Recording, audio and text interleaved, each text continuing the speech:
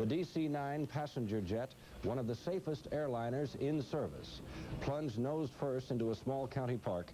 Rescue workers were there quickly, but they quickly learned that there was no one to rescue.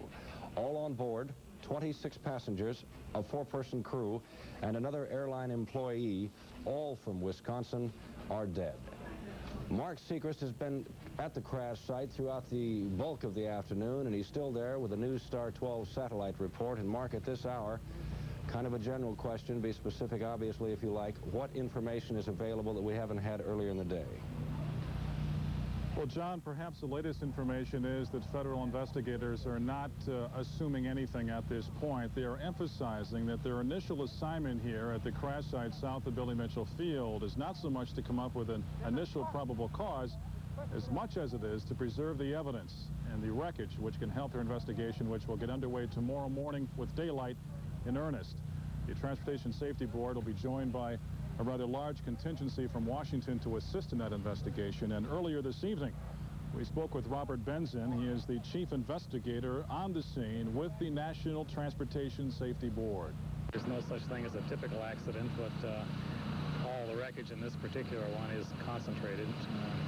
So the folks can appreciate how you go about your investigation. Is there a particular formula that you follow in terms of coming on the scene, and do you start from a rather broad area and work your way to a central point, or what? How do you proceed? It's probably more of a process of elimination. The GO team will check thousands of items: weather, aircrew qualifications, maintenance on the airplane, history of the engines, history of the airplane. Just 1,000 things. They'll eliminate them one by one until they can come up with a probable cause. Investigators have been going through the rubble for most of the evening, as they have since the crash about 3:20 this afternoon. They've been paying a lot of attention to one of the engines, which is in the foreground of that wreckage, and you're probably seeing some stretchers that were brought to the scene some 3 hours ago to help with the initial recovery of the human remains. And John, that is the situation as we see it from here. About the only thing we can add at this point is the fact that the county sheriff's deputies will be here at the crash site to secure the area until daylight. Mark, in fact, later in this broadcast, we hope to have a short excerpt from one eyewitness who indicated to us that he thought he saw that engine go into flames, and then a short explosion, if you will, just prior to the crash of that plane. Has there been any speculation or scuttlebutt, if you will, there at the scene reference that subject matter at this point? John, I can only tell you that the two engines aboard that aircraft are pretty well preserved. One of them was in the foreground of the videotape you saw about 30 seconds ago. They paid a lot of attention to it then. The other engine is in the wooded area itself, and that may be what some of the flashlight activity right now going on behind us is involved with. So two of the engines aboard the aircraft have been preserved, and they want to go through that equipment as part of their general investigation. Mark, thank you very much. Joining us live with the News Star 12 report from Mitchell Field. The bodies of the victims have been brought at this point to a makeshift morgue at the airport. It is a somber scene. Dead are identified. The medical examiner does what he must do, and reporters, officials, and families wait for word, for some confirmation. Our Julie Matsko is covering that aspect of our story. Julie, what have you learned this evening? Well, John, we're now just a couple of hundred feet from the garage that's serving as a morgue. This is a part of the Central Automotive Division. It's just south of the airport, and this is where the county brings its vehicles to be serviced. Tonight, this garage houses a refrigerated semi-truck that holds the human remains from Flight 105. That truck rolled in at about 8:30 this evening. It was escorted by Milwaukee police and the Milwaukee County Sheriff officers. The Milwaukee County Medical Examiner was here for a short while to check the truck and to check the truck's temperatures. The bodies will be stored here overnight. Investigators think that they've recovered all of the bodies, and of course tomorrow there'll be another check of the scene to make sure that if any bodies were missed, that they will be brought here. And tomorrow the County Medical Examiner and a team from the FBI, a body identification team, will show up here, and they'll begin trying to identify those remains. What we've heard so far is that they expect that to happen sometime tomorrow. It should happen sometime tomorrow morning. Julie, our understanding here at Channel 12 News Central is that there are about 3 families that have yet to be, in other words, no one has been able to get a hold of those 3 families, and until that happens, there will be no official list of the victims. Is that your understanding, or have you had any information in that area?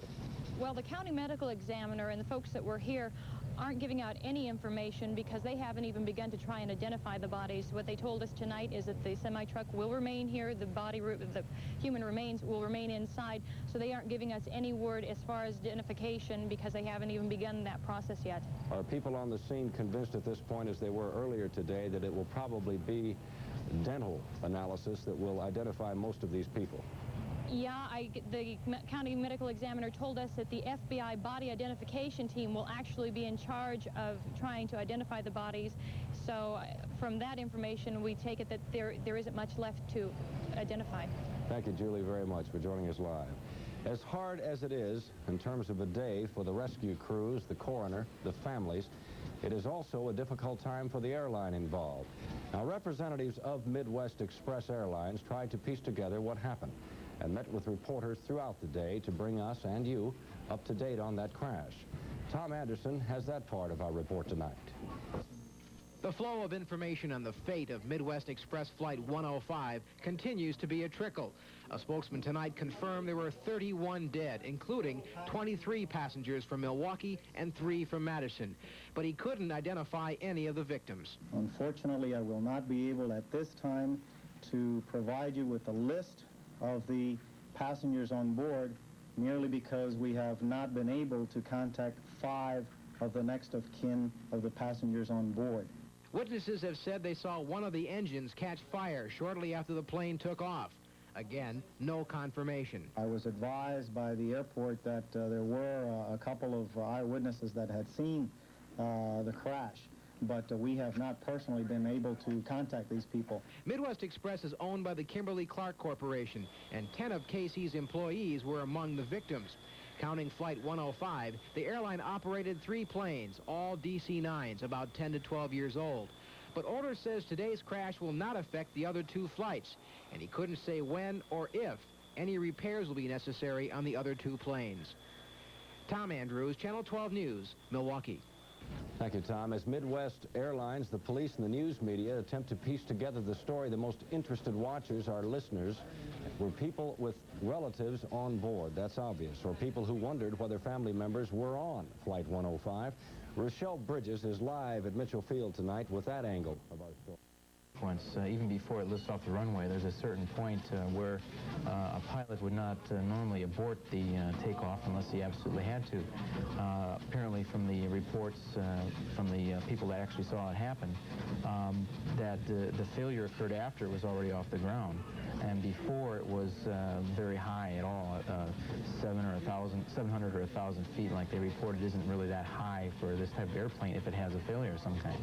And that engine failed probably in the air. What happens to a DC-9 when an engine fails and it's in that position of its takeoff? Can't be absolutely sure what would happen to the DC-9 because it all depends if it blows up or if it just slows down or what happens.